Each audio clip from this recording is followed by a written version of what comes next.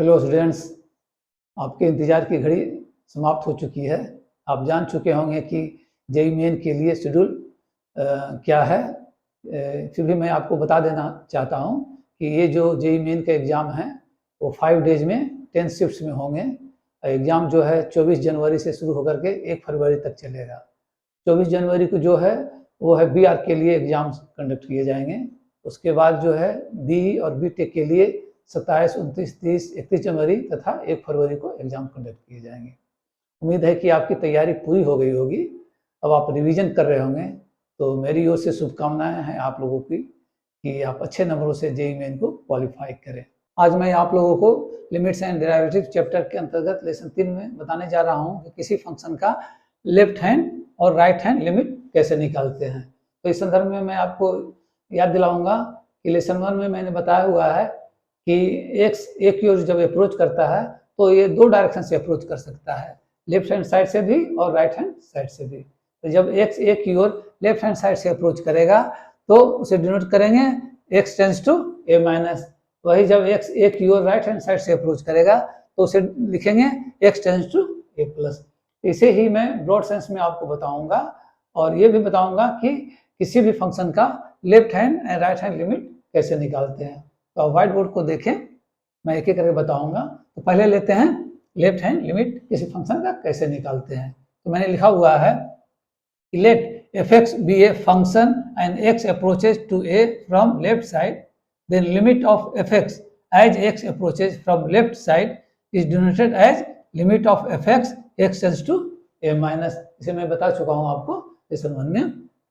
तो जब इस तरह का कोई क्वेश्चन हो जिसका लिमिट हमें निकालना है तो हम क्या करेंगे, हम करेंगे कि जो फंक्शन ऑफ x है इसमें x को रिप्लेस कर देंगे a माइनस एस से और लिमिट लेंगे h टेंस टू 0। तो इसे ही मैंने लिखा हुआ है कि to find the limit of fx x tends to a minus we will replace x by a minus h in fx and take limit h tends to 0। कहने का मतलब चूंकि यहाँ a माइनस है इसलिए x को रिप्लेस करेंगे a minus h से, और जब ये प्लस रहेगा यहाँ पे तो हम x को रिप्लेस करेंगे a प्लस h से। ये मैं बाद में बताऊंगा। तो जब हमें लिमिट निकालना है limit of f x x tends to a minus, तो हम रिप्लेस करेंगे, we will replace x by a minus h in f x and take limit h tends to 0।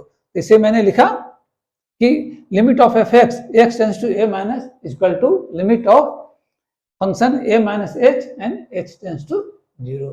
इसी प्रकार हम राइट हैंड लिमिट भी निकालेंगे। तो मैंने लिखा हुआ है let f x be a function and x approaches to a from right side, then limit of fx as x approaches from right side is denoted as limit of fx x tends to a plus। इसमें क्या करेंगे, function of x में x को replace कर देंगे h plus a से, जो कि यहाँ प्लस दिया हुआ है x tends to a plus. तो वही मैंने लिखा हुआ है कि to find the limit of fx x tends to a plus we will replace x by a plus h in fx and take limit h tends to 0, जैसे इसमें मैंने लिखा हुआ है। तो इस प्रकार क्या हो गया, limit of fx x tends to a plus equal to limit of function a plus h and h tends to 0। तो जब किसी फंक्शन का left hand and right hand limit equal हो तो वो जो वैल्यू होगा उसे कॉमन वैल्यू कहेंगे और उसे डिनोट करेंगे limit of f x x tends to ए।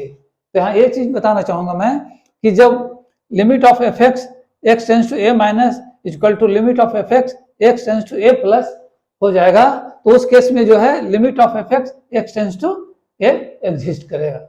मतलब अगर कोई क्वेश्चन में दिया हुआ हो कि आप प्रूव करें कि limit of f x x tends to a exist करता है तो आपको साबित करना पड़ेगा limit of f x x tends to a minus equal to limit of f x x tends to a plus. अब इनसे रिलेटेड मैं क्वेश्चन सोल्व करके आपको बताऊंगा। मैंने क्वेश्चन लिया हुआ है जिसे मैंने सोल्व किया हुआ है, आप देखिए व्हाइट बोर्ड को कि इसे मैंने कैसे सोल्व किया हुआ है।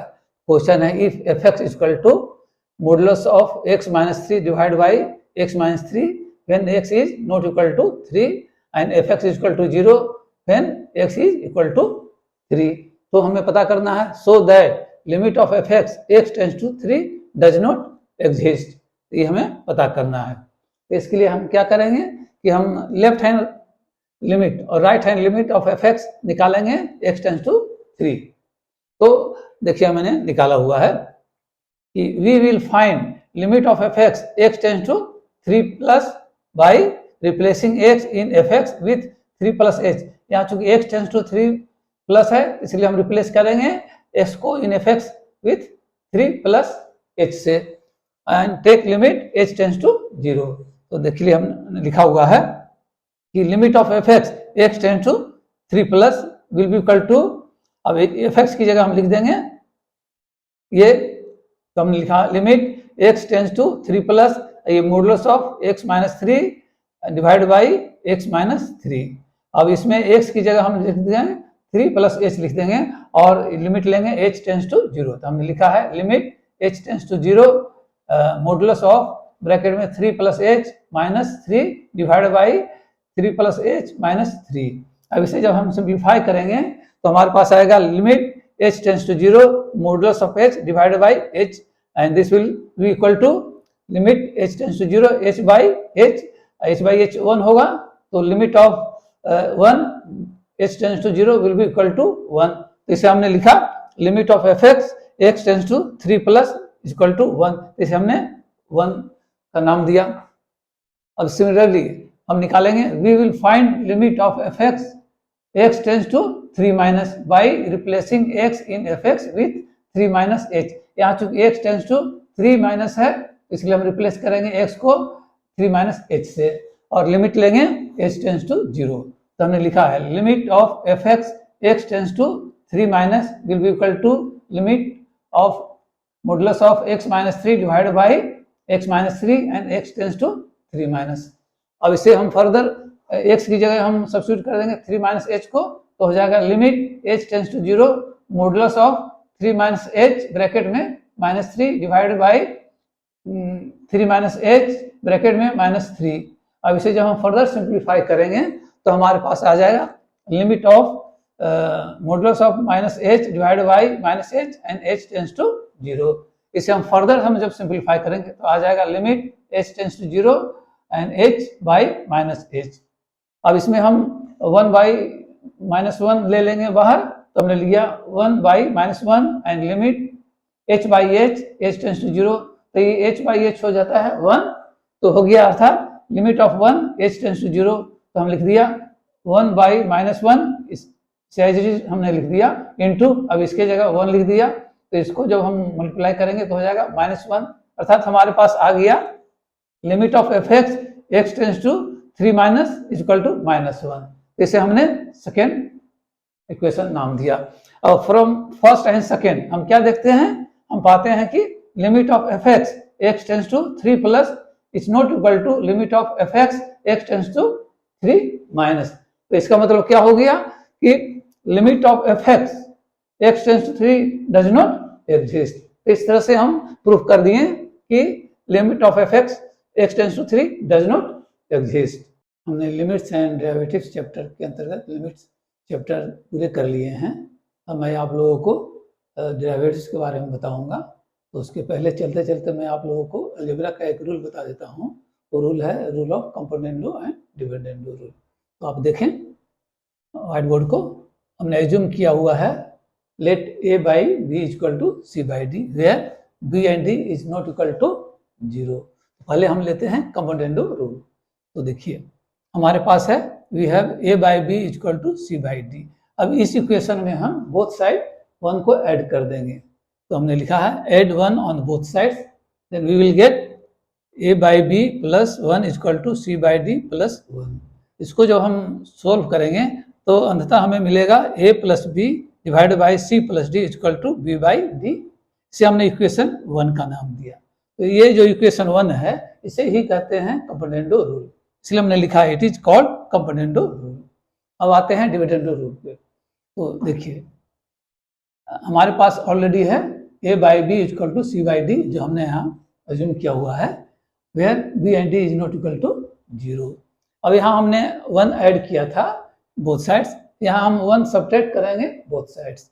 तो हमने जब सब्ट्रैक्ट किया तो हमारे पास आ गया a by b minus one equal to c by d minus one. ये हो जाएगा सिंप्लीफाई करने पे a minus b divide by b equal to c minus d divide by D.